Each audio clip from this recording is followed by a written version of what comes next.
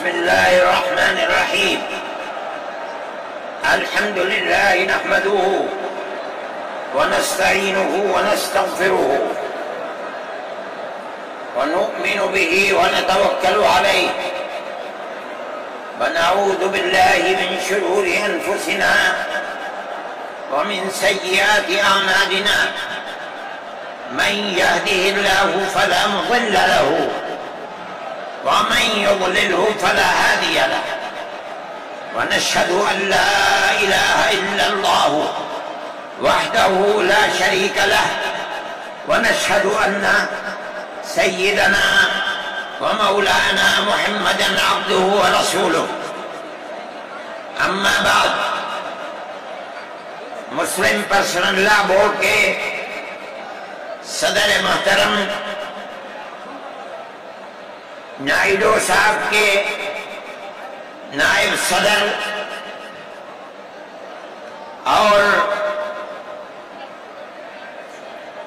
ہمارے مہدی صاحب، دوسرے حضرات جو یہاں بیٹھے ہوئے ہیں، اور یہ جمع غفیر لاکھوں آدمی جو آئے ہیں جمعیت علماء کی دعوت پر، میں جمعیت علماء کے ان ورکرز اور آئے ہوئے مہمانوں کا دل کی گہرائیوں سے شکریہ ادا کرتا ہوں۔ جن لوگوں نے جمعیت علماء ہند کی دعوت پر اپنے احباب کو جمع کیا اور اپنے خرچ سے جمعیت علماء کا ایک پیسہ کیا بھوکی کوڑی بھی نہیں لگی، آپ ہی لوگ کروڑوں روپیہ خرچ کر کے اپنی بسوں کا خود ہی انتظام کر کے یہاں تشریف لائے دعوت پر اور آ کر بیٹھے۔ جمعیت علماء ہند کے خدام کے دل میں اس کی بڑی قدر ہے۔ اللہ آپ حضرات کو اس کا بہتر بدلہ عطا فرمائے۔ میرے محترم بزرگوں، آج ہی کا مسئلہ یہ نہیں ہے۔ جمعیت علماء ہند کی ایک تاریخ ہے، اور ایسی تاریخ ہے اپنے اس ملک کے لیے جو کسی دوسری ہندو مسلم پارٹی کے پاس نہیں ہے۔ علماء نے اس ملک کی آزادی کے لیے، اگر آپ ان کی تاریخ کو پڑھیں گے تو آپ کو اندازہ ہوگا کہ ان کی اس ملک کی آزادی کے لیے قربانیاں 150 سالہ قربانیاں ہیں۔ کوئی اس ملک کے اندر ہندو مسلم ایسی پارٹی نہیں ہے جس کی تاریخ ایسی قربانیوں کی تاریخ ہو۔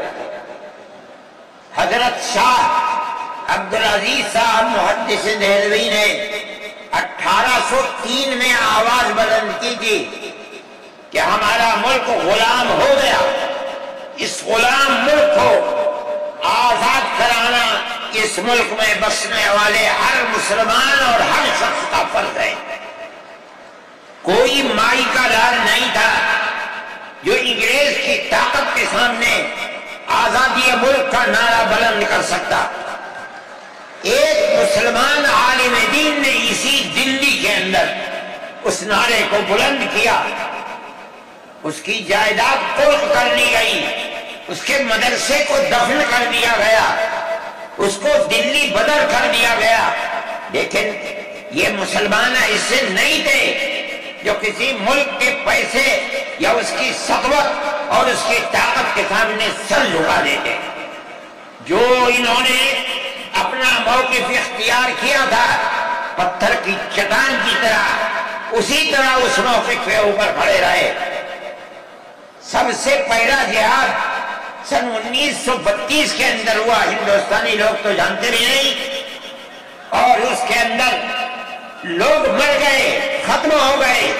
شاہ عبدالعزیز صاحب کے رشتے کے، ان کے قریب ان کے اولاد میں شاہ اسماعیل شہید اور رائے بریلی کے شاہ احمد شہید دونوں کے دونوں ختم ہو گئے، شہید ہو گئے بالا کوٹ کے میدان میں، لیکن پیچھے نہیں ہٹے۔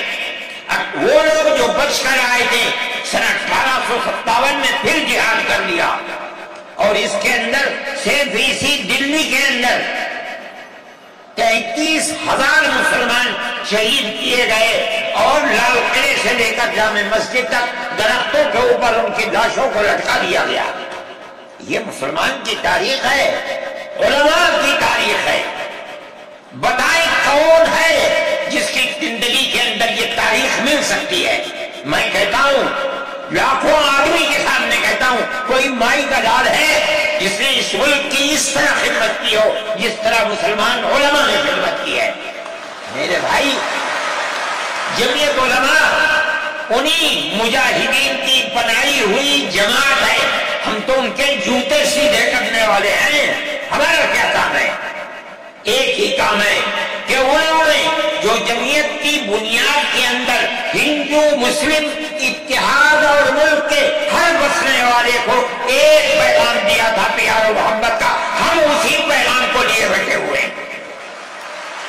ہمارا کام صرف اتنا ہے، دنیا توڑنا چاہتی ہے، حکومتیں برباد کرنا چاہتی ہے، فرقہ پرست ذہنیت آگ لگانا چاہتی ہے، یہ نعرہ دینا چاہتی ہے کہ ہندو الگ، سکھ الگ، مسلمان الگ۔ ہم کہتے ہیں نہیں، ہندو مسلم سکھ عیسائی بھائی بھائی۔ یہ ہمارا پیغام نہیں ہے، ان بزرگوں کا پیغام ہے جنہوں نے پھانسیوں کے تختوں کو چوما، اپنے اس ملک کے لیے چوما ہے، اس کی آزادی کے لیے چوما ہے۔ اس ملک کے اندر یگانگت اتحاد جس کو آج آگ لگایا جا رہا ہے، ہمارے بزرگوں نے اسی اتحاد کے لیے اپنی قیمتی جانوں کو قربان کیا ہے، اور ان کا مقصد یہ تھا کہ ملک آزاد ہو جائے، حکومت ایسی بننی چاہیے جو حکومت سیکولر حکومت ہو، کسی کا حق نہ جائے۔ کانگریس اس لیے نہیں بنی تھی، یہ 1803 کی آواز ہے کہ ملک غلام ہو گیا، جہاد کرنا فرض ہے۔ کانگریس کا تو وجود بھی نہیں تھا، کانگریس تو 28 دسمبر 1985 کو بنی ہے، اور اس کا پہلا اجلاس بمبئی کے اندر ہوا ہے۔ آپ لوگ سمجھیں اس کو، کانگریس ملک کو آزاد کرانے کے لیے نہیں بنی تھی، کانگریس کی تجویز موجود ہے۔ وہ کہتے ہیں کہ ہندو مسلم ملک کے بسنے والوں کی اس جنگ و جدال سے دو جہاد، سن 32 کا 1857 کا، اس جہاد کے نتیجے میں جو برطانیہ کی حکومت اور ہندوستان کی حکومت میں دوری پیدا ہو گئی ہے، کانگریس کا مقصد تھا کہ اس دوری کو ختم کر دیا جائے، ملک کو اپنے گردن سے زنجیر غلامی کی نکال کر توڑ دیا جائے۔ کانگریس کا مقصد نہیں تھا۔ میں آپ سے کہتا ہوں یہ بات ہے، اور کانگریس کی تجویز میں موجود ہے، کوئی اس کی تردید نہیں کر سکتا۔ کسی نے حضرت گنگوہی رحمت اللہ علیہ سے پوچھا کہ ایک جماعت بنی ہے جو ہندوؤں نے بنائی ہے انگریز کے ساتھ مل کر، کیا مسلمان اس جماعت میں شریک ہو سکتا ہے؟ حضرت نے فتویٰ دیا اور یہ کہا کہ جس طرح اپنے کاروبار میں ہندو مسلمان شریک ہو سکتا ہے، اسی طرح اس پارٹی کے اندر بھی ہندو مسلمان شریک ہو سکتا ہے، بشرطے کہ دین کو کوئی نقصان نہ پہنچے۔ اس فتوے کا نام ہے نصرت الابرار، جو پرانی مکتبیں ہیں، لائبریریاں ہیں، یہ آج بھی وہاں موجود ہے۔ یہ صرف فتویٰ نہیں ہے، یہ اس لیے ہے کہ یہ اشارہ ہے کہ مسلمانوں کو کانگریس کے ساتھ شریک ہونا چاہیے، اور کانگریس کے اس نظریے کو بدلنا چاہیے، کانگریس کے اندر مستقل غلامی کی زنجیر کو توڑنے کے لیے اور انگریز کے ساتھ جہاد کرنے کے لیے تیار کرنا چاہیے۔ مسلمان جوق در جوق اس کے اندر شریک ہوئے، کانگریس کے اس نظریے کو بدل دیا اور کانگریس کو ملک کی آزادی کے لیے کھڑا کر دیا۔ مسلمان کا، علماء کا، جمعیت علماء کا کردار ہے۔ کوئی مانے نہ مانے، تاریخ میں لکھی ہوئی چیزیں ہیں، ہم سے پوچھیں ہم وہ تاریخ کی لکھی ہوئی چیزیں لے لیں۔ ہماری تاریخ کو مٹا دیا گیا۔ وہ طبقہ جو آج ملک کے اندر اسلام اور مسلمانوں کو دفن کرنا چاہتا ہے، وہ ہماری تاریخ کو دفن کرنے کے اندر کامیاب ہو گیا، مگر ہم کہتے ہیں یہ ہماری تاریخ ہے۔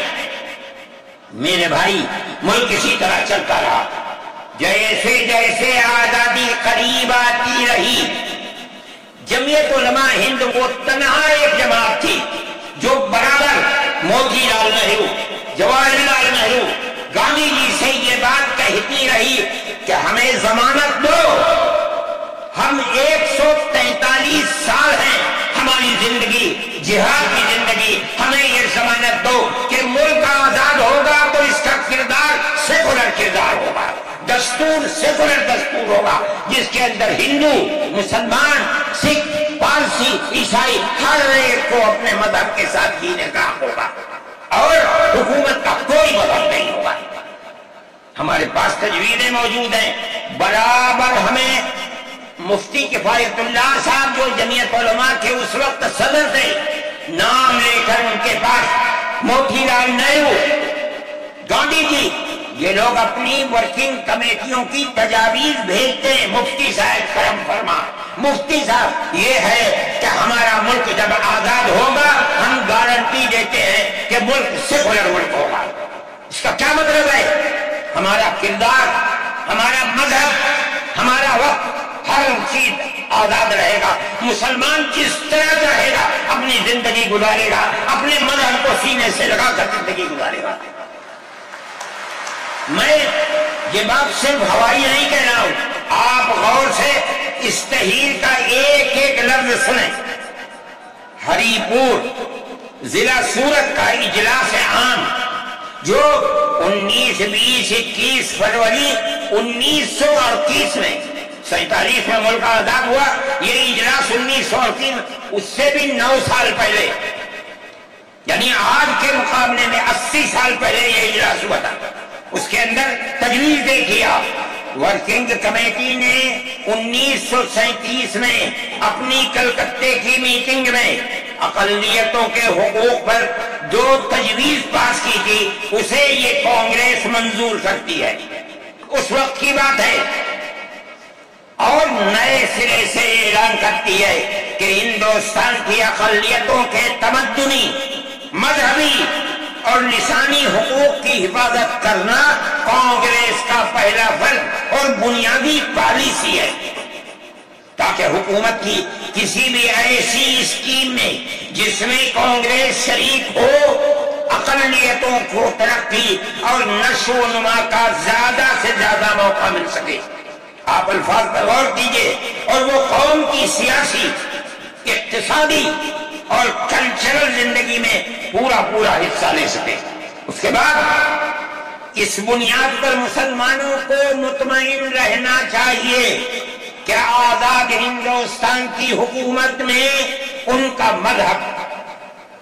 مذہبی فرائض، اذان، نماز، جمعہ، عید، روزہ، حج، زکوٰۃ، مذہبی تبلیغ، مساجد، مقابر، قربانی، مذہبی جلوس، مذہبی جلسے وغیرہ جملہ مذہبی رسوم اور مذہبی ادارے محفوظ ہوں گے، اور اسی طرح ان کی تہذیب و تمدن، ان کے تعلیمی ادارے، خانقاہیں، امام باڑے، عیدگاہیں، تکیے، کربلائیں، آثار قدیمہ، اوقاف وغیرہ سب محفوظ ہوں گے، اور اسی طرح ان کی زبان، ان کی شاعری، رسم الخط وغیرہ سب کے سب آزاد اور محفوظ ہوں گے، کسی پر کوئی رکاوٹ اور قید نہ ہو۔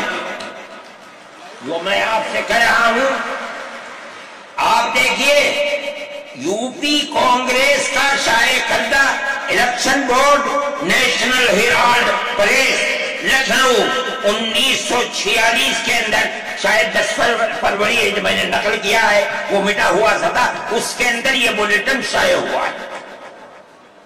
میں کہتا ہوں کہ ہندوستان کی جمعیت علماء کے بار بار کھچوٹے لگانے پر وعدہ کرو کہ ملک سیکولر ملک ہے، وہ وعدہ کرتے جاتے ہیں۔ میں آج آپ سے پوچھتا ہوں کہ اس میں سب سے پہلی چیز ہے کہ مسلمانوں کا مذہب اور مذہبی فرائض محفوظ رہیں گے۔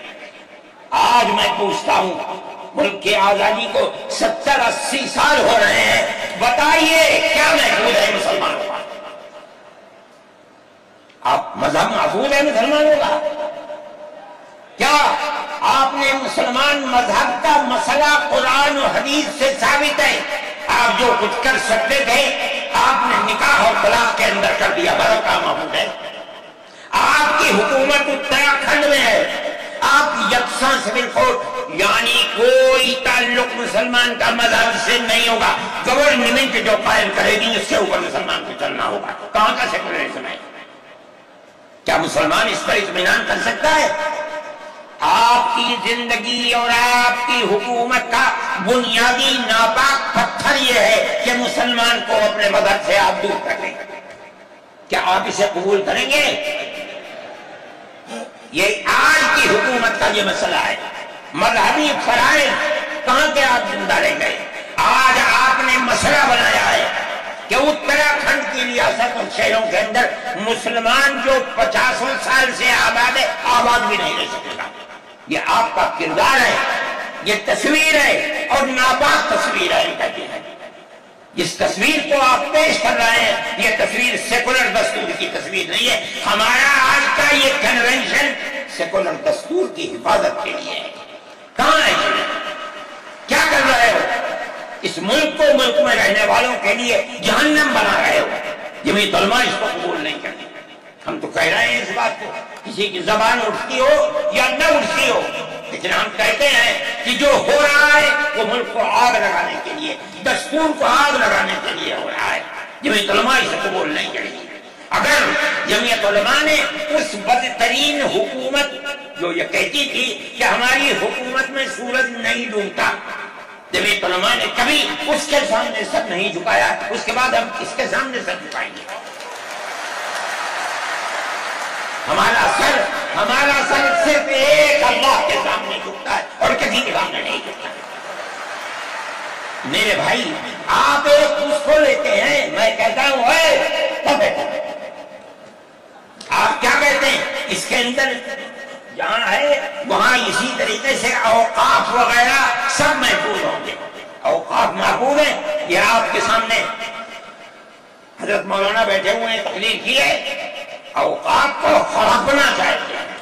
ہماری مسجدیں اسی دلی کے اندر 400 500 سال کی مسجدیں ہیں، جس میں جمعیت علماء کا دفتر بنا ہوا ہے، عبد النبی اکبر کے زمانے کی مسجد ہے۔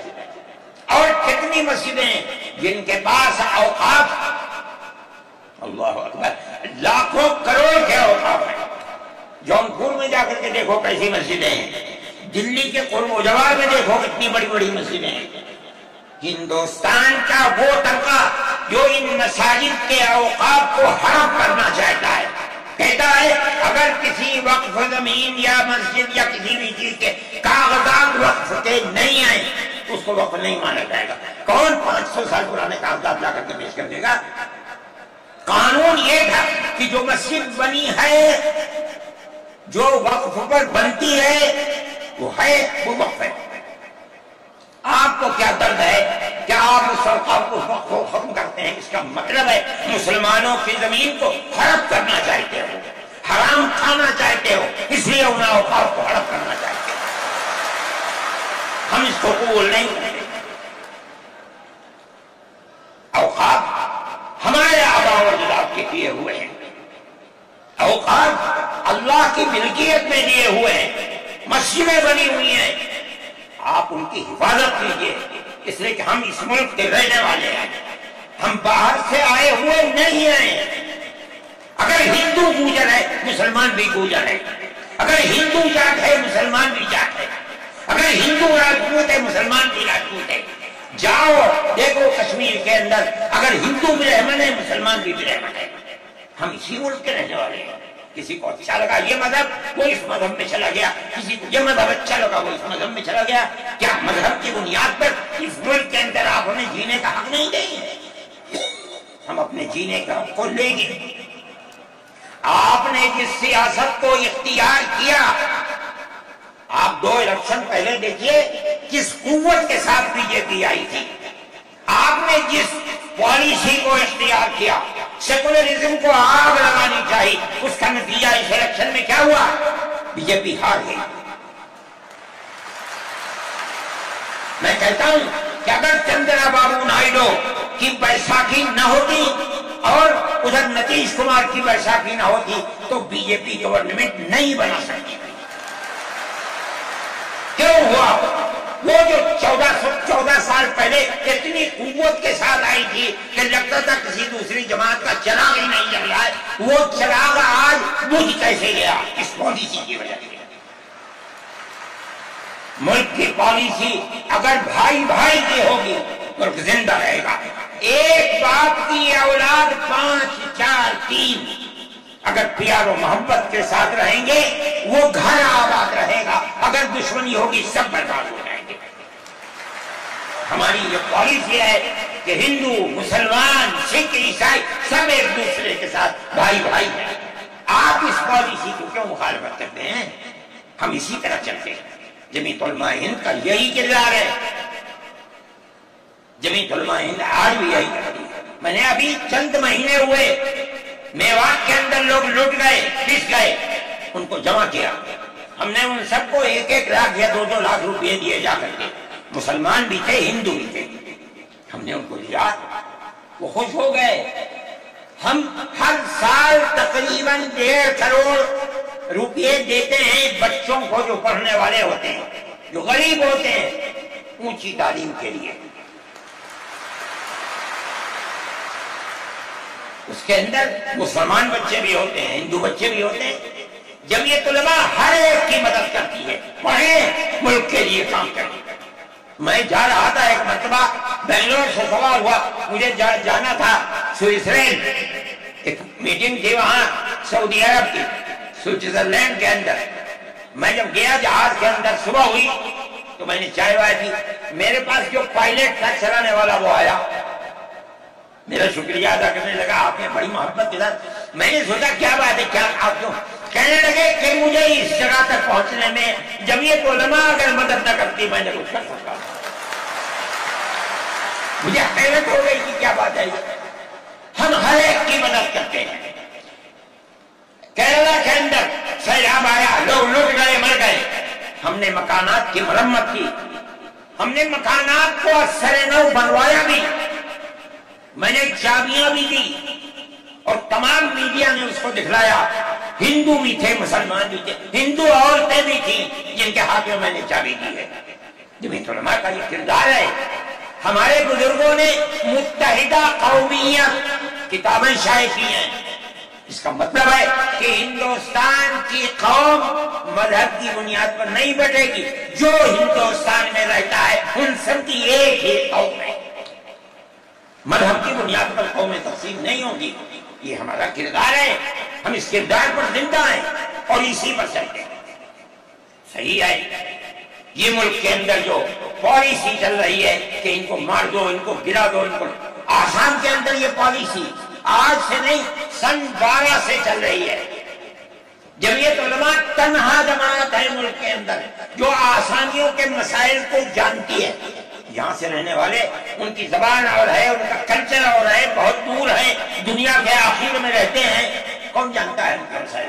تنہا جمعیت علماء ہے جو ان کے مسائل سے دلچسپی لیتی ہے، گھستی ہے، کروڑ روپیہ خرچ کرتی ہے۔ یہ ایک مسئلہ تھا، اس سے پہلے ایک اور مسئلہ تھا، کہا گیا کہ پنچایت اگر کسی کو آسام میں یہ سرٹیفکیٹ دیتی ہے کہ یہ ہندوستانی ہے تو وہ سرٹیفکیٹ نامقبول ہوگا۔ 47 لاکھ آدمی اس سے متاثر تھے۔ جو پھر پرست پارٹی تھی وہ کہتی تھی کہ پنچایت کے سرٹیفکیٹ کو قبول نہ کیا جائے۔ اگر یہ فیصلہ ہو جاتا تو 47 عورتیں 47 لاکھ اپنے بچوں کے ساتھ ملک کے اندر بھیک مانگنے والوں کی زندگی بسر کرتے ہیں۔ ہم نے سپریم کورٹ کے اندر اس کو چیلنج کیا۔ سپریم کورٹ کہا جاتا ہے، لیکن در حقیقت یہ ملک میں بسنے والے ان غریب اور لاچار لوگوں کی پناہ گاہ جن کے سامنے ملک میں کوئی راستہ نہیں بچتا، تو وہ کورٹ میں پہنچتے ہیں کہ ہماری مدد کرو۔ ہم پہنچ گئے، اپنے لیے نہیں، ان غریبوں کے لیے پہنچے جو 47 لاکھ تھے۔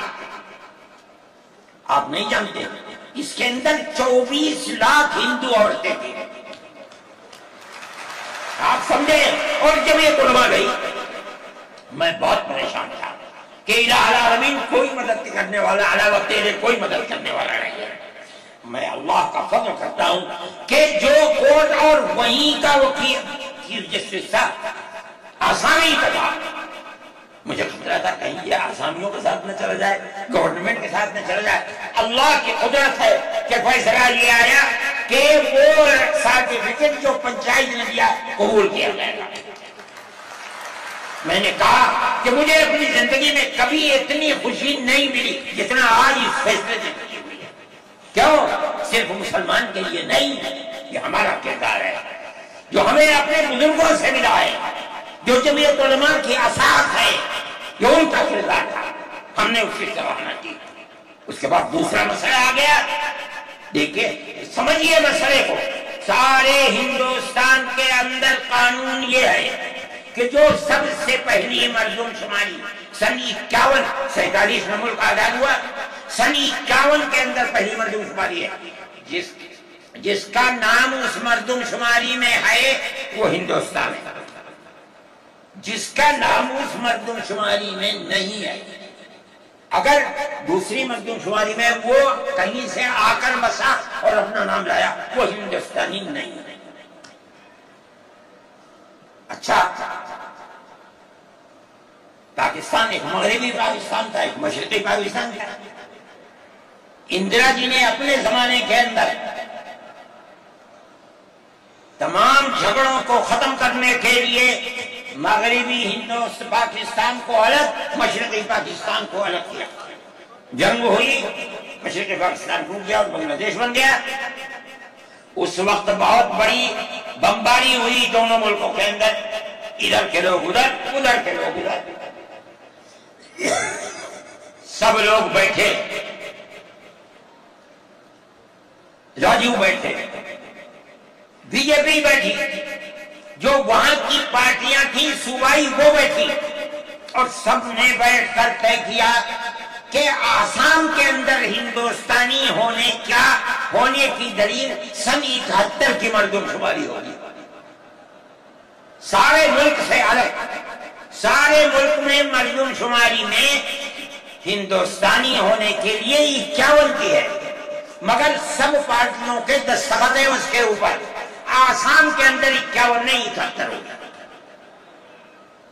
اب آپ دیکھیے، جو فرقہ پرست، اور میں کہتا ہوں ببانگ دور کہتا ہوں کہ آسام کے چیف منسٹر کا کردار بدبودار کردار ہے، خراب کردار ہے، مسلمان کو دفن کرنے کا کردار ہے۔ وہ یہ کہتا ہے کہ آسام کے سوا آسام کے اندر مردم شماری 71 نہیں، جیسے سارے ہندوستان میں 51 ہے، اسی طرح آسام کے اندر بھی 51 ہوگی۔ آپ سمجھتے ہیں اس کا اثر؟ آج اس کا اثر یہ ہوگا کہ اگر 71 ٹوٹ جائے اور 51 پر آ جائے تو آسام کے اندر 1.5 کروڑ بچے اور بڑے سب ہندوستان سے باہر ہو جائیں، کہاں جائیں گے؟ صرف مسلمان کی مخالفت، کھانا ہضم نہیں ہوتا ہے بغیر مسلمان کی بربادی کے۔ کوئی نہیں تھا، تنہا جمعیت علماء کی۔ اس کے اندر بڑا کردار ہے مولانا مشتاق انصر کا، جو جمعیت علماء آسام کے صدر ہیں۔ وہ میرے ساتھ شانہ بشانہ کھڑے رہے اور 12 سال سے زیادہ مقدمہ لڑا، کروڑوں روپیہ اس کے اوپر خرچ کیا گیا۔ یہ خدا کی قدرت ہے۔ آج آیا تو یہ طے کر دیا گیا کہ 51 نہیں 51 نہیں، آسام میں 71 ہی بنیاد بنے گا۔ اس کا کیا مطلب ہے کہ آپ نے آسام کی 80 لاکھ کی آبادی کو زندہ کر دیا جو موت کے کنارے پر کھڑی ہوئی تھی۔ مجھے افسوس ہے کہ لوگوں کا یہ قول مجھ تک پہنچا ہے کہ انہی نے آسام کے چیف منسٹر سے یہ بات کہی کہ اب کیا ہوا، کہہ رہے ہماری صحت پر کوئی اثر نہیں پڑتا ہے۔ کیا مطلب ہے؟ ہم آسام میں مسلمانوں کو چین کا سانس نہیں لینے دیں گے۔ دیکھیں کب تک چلتے ہیں۔ اگر جمعیت علماء زندہ ہے اور اللہ نے ہمیں زندہ رکھا، ہم دیکھیں گے کہ کیا کرتے ہیں، ہم زندہ ہیں۔ میرے بھائی، یہ جمعیت علماء کا کردار ہے، ہم اس کے پیچھے چلتے ہیں۔ جمعیت علماء زندہ باد، اتنے موٹے آدمی کی آواز نکلتی نہیں ہے۔ میرے بھائی، ہمارا یہی کردار ہے۔ ہم ان مسلمانوں کی مدد کرتے ہیں جو مسلمان مصیبت کا شکار ہیں۔ یہ فرقہ پرست ذہن جس کا میں ذکر کر رہا ہوں ہر جگہ موجود ہے، ہر وقت موجود تھا، آج یہ زیادہ ہے، پہلے اتنا نہیں تھا۔ ہر جگہ مسلمان کے لیے، جوانوں کے لیے مصیبت کا شکار ہے۔ خاص طور پر ہم سے لوگ کہتے ہیں کہ تم ان کے مقدمات کو کیوں لڑتے ہو؟ کہتے ہیں تم دہشت گردوں کی پناہ گاہ ہے جمعیت علماء، یعنی ان کا مفروضہ یہ ہے کہ جتنے لوگوں پر الزام لگا ہے دہشت گردی کا وہ سب کے سب حقیقت دہشت گرد ہے، اور جمعیت علماء ان دہشت گردوں کی، ملک بیرودیوں کی جمعیت علماء مدد کرتی ہے۔ مجھ سے بھی یہ بات کہی، میں نے کہا کہ تم میں کوئی مائی کا لال ہے تو کھڑا ہو کے بتائے۔ جمعیت علماء لوور کورٹ نے پھانسی کی سزا دے دی، گجرات کے اندر ہائی کورٹ میں پہنچے، انہوں نے پھانسی کی سزا دے دی۔ ہم اس کیس کو لے کر، اس کے اندر ہندو بھی تھے، مسلمان بھی تھے، سپریم کورٹ میں آئے۔ سپریم کورٹ میں ہم نے مقدمہ لڑا اور سپریم کورٹ نے انہیں سب کو باعزت بری کر دیا۔ میں نے کہا کہ کسی ملزم کے لیے گورنمنٹ ہندوستان کی حکومت نے حق دیا ہے کہ مقدمہ لڑو۔ اگر کوئی غیر ملکی ہندوستان کے اندر پکڑا جائے، اپنے مدعا کو پیش کرنے کے لیے گورنمنٹ اس کو وکیل دیتی ہے۔ ہم نے کیا جرم کیا ہے؟ ہم انہیں وکیل دیتے ہیں لڑنے کے لیے، بہتر سے بہتر وکیل دیتے ہیں۔ ہم کہتے ہیں کہ لڑو مقدمہ، تاکہ دودھ کا دودھ، پانی کا پانی الگ الگ ہو جائے۔ مقدمہ لڑے اور سپریم کورٹ کہتی ہے کہ جھوٹا الزام تھا، جھوٹ ہے، جھوٹ ہے، جھوٹ ہے۔ ملک کے اندر فرقہ پرستی ہے، دشمنی ہے، ہر طبقے کے اندر ہے۔ کوئی بھی طبقہ، پولیس کا ہو، انتظامیہ کا ہو، کسی کے اوپر جو چاہے الزام لگا دے۔ جمعیت علماء آج بھی جو کیس لڑ رہی ہے، 1050 کیس ہیں جو lower court, high court, supreme court کے اندر لڑ رہی ہے۔ 1050 کیس ہیں اور اس کے اندر 850 ملزم ہیں۔ ہم لڑتے ہیں مقدمہ، ہم یہ سمجھتے ہیں کہ آپ جس کو ہائی کورٹ، سپریم کورٹ تک یہ ثابت کر دیں کہ یہ ملزم ہیں، انہوں نے دیش کے ساتھ وروध کیا ہے، ثابت ہو جائے، ہمارا کوئی تعلق اس سے نہیں ہے۔ جب تک ثابت نہ ہو، پولیس کے کہنے سے یا کسی راستے پر چلنے والے کے کہنے سے کہ یہ دیش وروधी ہیں، ہم اسے دیش وروधी تھوڑی مان لیں گے۔ ہم جاتے ہیں ہائی کورٹ، سپریم کورٹ میں جاتے ہیں اور ہم دودھ کا دودھ، پانی کا پانی کرنا چاہتے ہیں، ہمیں آزادی مل جاتی ہے۔ بتائیے، جمعیت علماء ہند، جمعیت علماء ہند، نعرہ تکبیر، نعرہ تکبیر، جمعیت علماء ہند، حضرت مولانا سعید ارشد مدنی صاحب، جمعیت علماء ہند نے اسی طرح سے کام کر رہی۔ ابھی آپ کے یہاں ہلدوانی کے اندر ہوا، مسجد کو توڑ دیا، شہید کر دیا، گولی چلا کر 6 آدمیوں کو قتل کر دیا۔ اس کے ساتھ ساتھ 101 آدمیوں کو گرفتار کر لیا اور ایسی دفعات ان کے اوپر لگا دی کہ 1.5 سال سے پہلے ان کی ضمانت نہیں ہو سکتی. جمعیت علماء نے ہمارے پاس آئے 70 آدمی. کچھ لوگوں نے اپنے کیس لڑے تھوڑے، کسی کو یقین نہیں تھا کہ اس کے اندر کامیابی ہوگی. اللہ کی مدد سے ہم نے اپنے وکیل کو بلایا بمبئی سے، اور اس کے بعد جو بہتر سے بہتر سپریم کورٹ کا وکیل تھا اس کو بلایا اور ہم نے کہا کہ کیس لڑیے. 5 پیشیاں ہوئی اور وہ وہی آتا تھا ہائی کورٹ، نینی تال میں شاید ہائی کورٹ ہے، وہاں جاتا تھا، وہ اپنا مہنگانہ پورا لیتا تھا. 2 پیشیاں ہوئی آن لائن اور 3 پیشیوں میں وہ گیا وہاں وکیل، اور وہ ایک مہیلا تھی وکیل، مگر بہت بہترین وکیل تھی. انہوں نے اپنے کیس کو رکھا اور ہندوستان میں میں نہیں جانتا ہوں جمعیت علماء اتنے کیسوں کو اتنے سال سے لڑ رہی ہے. بیک وقت 50 آدمیوں کی ضمانت ہو جائے، جن میں 6 عورتیں بھی تھیں، کہ پہلی مرتبہ ہوا. ہم یہ سوچتے ہیں کہ ہماری بہت بڑی کامیابی ہے، اللہ کا انعام ہے، اس کا فضل ہے. ہم لڑ رہے ہیں اسی طریقے کے اوپر. مدارس اسلامیہ، میرے بھائی، مدارس اسلامیہ اس ملک کی مذہبی اعتبار سے جان ہے. جمعیت علماء ہمیشہ سے یہ بات کہتی تھی کہ مدارس ام المدارس دارالعلوم دیوبند ہے. حضرت نانوتوی رحمت اللہ علیہ نے جو دستور بنایا وہ دستور یہ تھا کہ کسی گورنمنٹ سے کوئی مدد نہیں دی جائے گی. المؤمن ينظر بنور اللہ، یہ ان کے دل کے اندر ایک بات آئی. میں کہتا ہوں کہ اگر یہ بات نہ ہوتی اور حکومتوں سے پیسے لے لے کر مدارس چلتے، آج ان مدارس کی جان نکل چکی ہے. آزاد ہے مدارس، کسی گورنمنٹ کا ایک پیسہ ہمارے پاس نہیں ہے. مسلمان رکشا چلانے والا، مزدوری کرنے والا، دولت مند، کاروبار کرنے والا، ہر مدرسہ ایک ہاتھ سے دیتا ہے، دوسرے ہاتھ کو پتہ نہیں چلتا. اللہ کا فضل ہے. اسی طرح مدارس دین کی خدمت کر رہے ہیں. ہم یہ سمجھتے ہیں کہ دین کی بقا ہندوستان کے اندر، اس کے اندر بنیادی کردار مدارس اسلامیہ کا ہے. لوگ کہتے ہیں تبلیغ کا ہے، میں کہتا ہوں ہاں تبلیغ کا بھی ہے، اصل کردار مدارس اسلامیہ کا ہے. ارے بھائی، مولانا الیاس صاحب رحمت اللہ علیہ نے تبلیغ کی بنیاد رکھی، کہاں کے تھے؟ مدرسوں سے پڑھ کر نکلے تھے. مولانا یوسف صاحب نے کام کیا اپنے باپ کے طریقے پر، کہاں سے نکلے؟ مدرسے سے پڑھ کر نکلے تھے. مولانا چلے گئے، مولانا انعام صاحب، پھر اس کے بعد مولانا اظہار صاحب.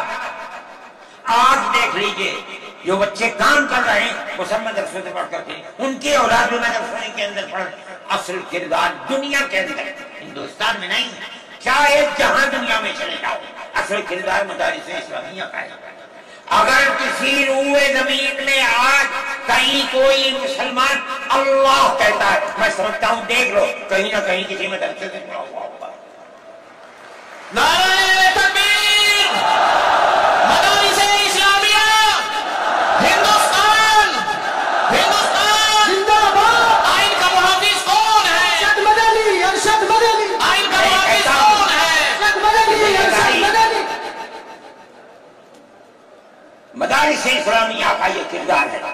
اسلام کو پھلتا پھولتا دیکھیں، یہ ان سے برداشت نہیں ہوتا. مگر یاد رکھیں کہ اللہ کا یہ چراغ نہیں بجھے گا، اسے بجھانے والے بجھ جائیں گے. نعرہ تکبیر! آج سے نہیں 1400 سال سے اسلام کی یہی تصویر ہے کہ یطفئون نور اللہ بافواہہم ویأبی اللہ الا ان یتم نورہ. اللہ کے چراغ کو پھونک سے بجھانا چاہتے ہیں، اللہ انکار کرتا نہیں، یہ چراغ مکمل ہو کر دے گا. میرے بھائی، فرقہ پرست ذہنیت جو کرنا چاہتی ہے، اللہ چاہے گا تو یہ نہیں ہوگا. مسلمان اسی ماحول کے اندر زندہ ہے، زندہ رہے گا. اور اسی طرح اس ملک کے اندر اس ملک کے اندر بھی اسلام کا چراغ چلتا رہے گا۔ میرے بھائی، میں یہ باتیں اس لیے کہہ رہا ہوں کہ آپ کے اندر حوصلہ ہونا چاہیے، لیکن امن و امان کو مت جانے دیجیے۔ مسلمان مر جائے ٹھیک ہے، مگر امن و امان ختم نہیں ہونا چاہیے۔ میں نے ٹھیک ہے، اسلام کو نہیں مانتا آدمی، اللہ کو نہیں مانتا، اللہ کو برا بھلا کہتا ہے۔ ہمارے آقا ہمارے سر اور آنکھوں پر ان کے جوتے ہیں، ہم ان کو اللہ کے بعد دوسری شخصیت سمجھتے ہیں۔ جو نہیں مانتا وہ ان کو برا بھلا کہتا ہے، کہے، لیکن نقض امن کے لیے کہے، ہم یہ سمجھتے ہیں کہ ہندوستان کے قانون کے خلاف ہے۔ یہ فرقہ پرستی ہے کہ اس کو تو نظر بند کر لیا جائے، کسی جگہ چھپا دیا جائے، اور وہ جو احتجاج کریں ان سے جیلوں کو بھر دیا جائے۔ ہم سمجھتے ہیں کہ یہ خود ایسا کرنے والوں کی فرقہ پرستی ہے، ہم اس کو قبول نہیں کرتے۔ اس لیے میرے بھائی، آنے والے دنوں کے اندر یہ بات طے ہوگی کہ اس سلسلے کے اندر کیا کیا جائے۔ ہم اس کو نقض امن سمجھتے ہیں۔ آپ ایسا کرنے والوں پر نقض امن کی بنیاد نہ بنائیں، اور وہ جو گھروں سے باہر نکلے ان پر نقض امن کی بنیاد۔ آج بنگلور کے اندر جو یہ واقعہ 3 سال پہلے ہوا تھا، جو کرنے والا تھا وہ آزاد پھر رہا ہے، اور میں سمجھتا ہوں کہ 63 یا 64 لوگ 3 سال سے جیلوں کے اندر کھڑے ہوئے، صرف اس لیے کہ جو نقض امن کرنے والا ہے اسے تو آپ نے آزاد چھوڑ دیا، اور جو احتجاج کرنے والے تھے ان سے آپ کو جیل میں بھر دیا۔ ہم اس چیز کو اس ملک کے امن کے خلاف سمجھتے ہیں۔ میرے بھائی، بلڈوزر چلانا یہ بھی ایک چیز تھی۔ آپ قانون کے خلاف ہونے پر بلڈوزر چلاتے ہیں، چاہے ہندو کا گھر ہو، چاہے مسلمان کا گھر ہو، چاہے عیسائی کا گھر ہو، ہم اسے بھی برا سمجھتے ہیں۔ آپ نوٹس دیجیے، چند دن کی مہلت دیجیے، کل آپ نے نوٹس لگایا آج لگا دیں، خراب ہے۔ لیکن آپ دیکھ لیجئے 95% گھر مسلمانوں کے ہیں، پوری روڈ کے اوپر، جہاں مکانات کہتے ہیں کہ اپنی جگہ سے بڑھے ہوئے ہیں، مسلمانوں کے بھی ہیں، ہندوؤں کے بھی مکانات، آپ صرف مسلمان کے مکان توڑ لیں۔ پھر دوسری مصیبت کیا ہے کہ اس مکان کے اندر مان لیجئے بوڑھے ماں باپ رہتے ہیں، جس کو آپ نے پکڑا ہے کوئی غلطی ہوئی ہے، اس کے بیوی اور بچے رہتے ہیں اس مکان میں، غلطی اس ایک آدمی سے ہوئی، آپ پورے مکان کو گرا دیں، ماں باپ کہاں جائیں گے؟ ایسے مکانات کو گرا دیا جس میں وہ کرائے پر رہتے تھے، وہ ان کا مکان ملے، آپ نے گرا دیا۔ ہم اس کے خلاف، ہم یہ سمجھتے ہیں کہ گورنمنٹ کا یہ عمل ملک کے دستور اور آئین کے خلاف ہے۔ اس لیے جمعیت علماء ان تمام چیزوں کے اوپر نکیر کرتی ہے، اور ہم یہ سمجھتے ہیں کہ اگر یہ ملک زندہ رہے گا تو اخوت و ہمدردی اور پیار و محبت کے ساتھ زندہ رہے گا۔ جمعیت علماء کی یہ پالیسی ہے، ہم سب کو ساتھ لے کر چلتے ہیں، کسی کی مخالفت نہیں۔ یہ پنڈت جی بیٹھے تھے، شاید چلے گئے، تھک آئے اس دن یہ ہو گئے کہ تبڑا ٹیکا لگا ہوا ہے، کہنے کا میں تو آیا ہوں جلسے میں شریک ہوں گا۔ میں نے کہا کوئی دیکھے گا تو کیا کہے گا؟ جی کہنے جو چاہے کہے، میرے تعلقات سب سے، میں ہر ایک سے اپنے تعلقات، چاہے کوئی ہندو ہو چاہے مسلمان ہو، میں نے اپنے بچپن میں دیکھا ہے کہ حضرت رحمت اللہ علیہ کے بعد ہندو بھی آتے تھے، مسلمان بھی آتے تھے۔ میں نے یہ بھی دیکھا ہے کہ ایک گاؤں کے اندر جمیرن میں حضرت کار سے جا رہے تھے، میں بیٹھ گیا، وہاں جا کے میں نے دیکھا کہ ایک ہندو جو اس گاؤں کا پڑھا لکھا آدمی تھا، ہو سکتا ہے حضرت کے ساتھ کہیں جیل میں ہو، اس کے یہاں اس زمانے کے اندر جب پانی نکالنے کے لیے انجن کا رواج نہیں تھا، اس نے لگایا اور حضرت کو بلایا تھا کہ حضرت اس کے اندر بسم اللہ کر کے شروع کر دیں۔ حضرت کا بڑھاپا تھا، وہ اسے چلانے، تو وہ بھی لگا اور بھی لوگ لگے اور حضرت بھی لگے اور اسے چلایا اور پانی نکلنے لگا۔ یہ تعلقات تھے۔ ہم آج بھی اسی کے اوپر قائم ہیں۔ بغیر پیار و محبت کے ملک نہیں چلے گا، آپ کو یہ چلانا پڑے گا۔ آپ اسلام اور مسلمان کی مخالفت کریں اور اسے برباد کریں، یہ چیز نہیں چلے گی۔ میں اس سلسلے کے اندر جو گٹھ بندھن کی پالیسی ہے میں اس کو اچھا سمجھتا ہوں۔ ایک طرف تو یہ کردار ہے گورنمنٹ کا جو آپ کے سامنے پیش کیا جا رہا ہے، دوسری چیز الیکشن کے زمانے کے اندر جو انڈیا گٹھ بندھن نے اپنا مینیفیسٹو شائع کیا، میرے پاس یہ چیز پہنچی کہ راہل گاندھی جی نے یہ کہا ہے کہ ہماری حکومت اگر بنے گی تو ہم ہر اقلیت کو اپنے مذہب کے اوپر چلنے کی آزادی دیں گے۔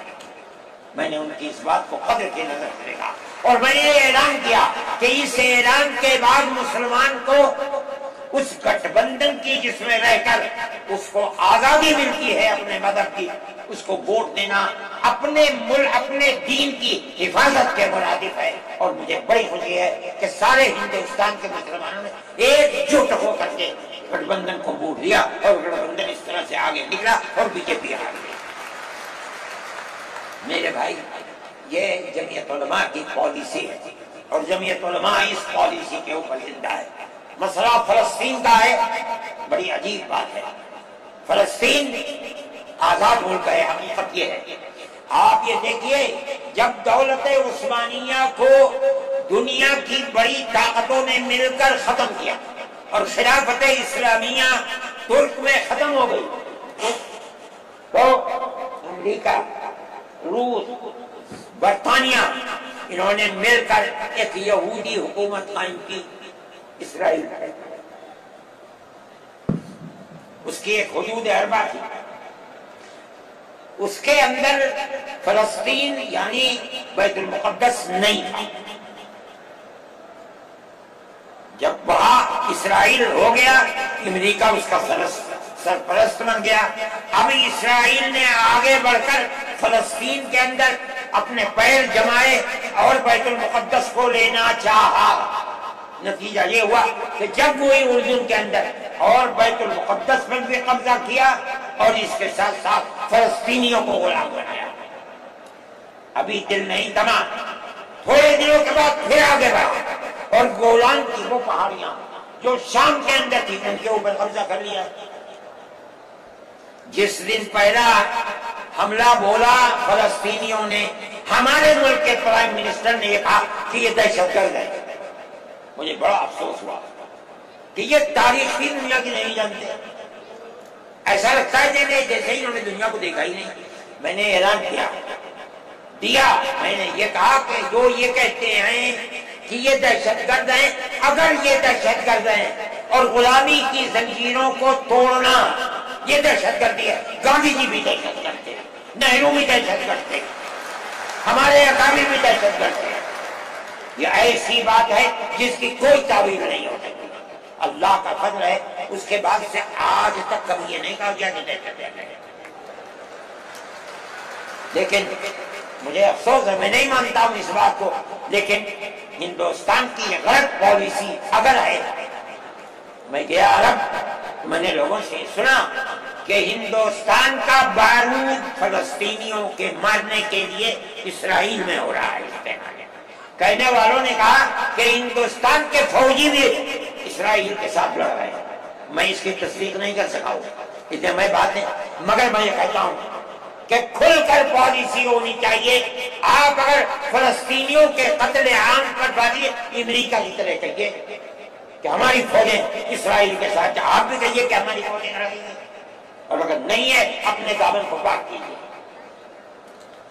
میں یہ سمجھتا ہوں کہ اس طرح کا قتل عام کہ ساری دنیا ایک طرف کھڑی ہوئی ہے، لیکن یہودی طاقت کے ساتھ کیونکہ سر پر امریکہ تجویز آتی ہیں اسرائیل کے، نہیں، اسرائیل کے خلاف نمبر 2 پر ہے۔ سب سے پہلی تجویز امریکہ کے خلاف آنی چاہیے، اس لیے کہ جو بم برس رہے ہیں وہ امریکہ کے ہیں، جو فوج لڑ رہی ہے وہ امریکہ کی ہے۔ اسرائیل کے پاس کتنا ہے؟ جو طاقت ہے وہ بڑی طاقتوں کی دین ہے۔ کسی بنیاد کے اوپر ساری دنیا کے اندر احتجاج ہو رہا ہے، مگر وہ احتجاج قابل توجہ نہیں ہے۔ جمعیت علماء ان مسائل کو سمجھتی ہے۔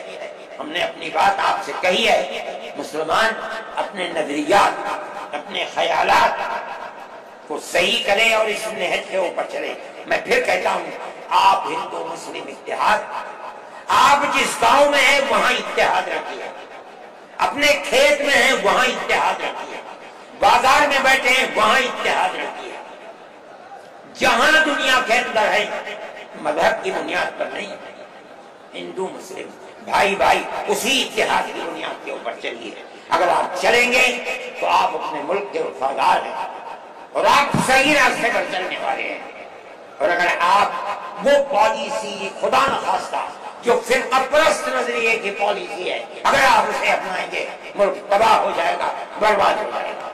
میں انہی نظریات کے ساتھ آپ حضرات سے اجازت لیتا ہوں اور اپنے ان احباب کا شکریہ ادا کرتا ہوں جنہوں نے توجہ دلا کر گھر گھر جا کر اپنے بھائیوں کو اس اجلاس میں آنے کے لیے آمادہ کیا ہے، جمعیت علماء کا پیغام پہنچایا ہے، اور ان لوگوں نے یہاں آ کر اس اجلاس کی رونق کو بڑھایا۔ میں شہر دلی کے ان لوگوں کو جنہوں نے 25,000 لوگوں کو جو سیدھے رام لیلا گراؤنڈ میں پہنچے تھے ان کے ناشتے کا بندوبست کیا، اور جمعیت علماء کے آواز بڑھانے والوں کے لیے محبت کا معاملہ کیا، میں ان کو بھی دلی شکریہ ادا کرتا ہوں۔ Thanks for watching. Don't forget to like, comment, share and subscribe to Al Wahid channel.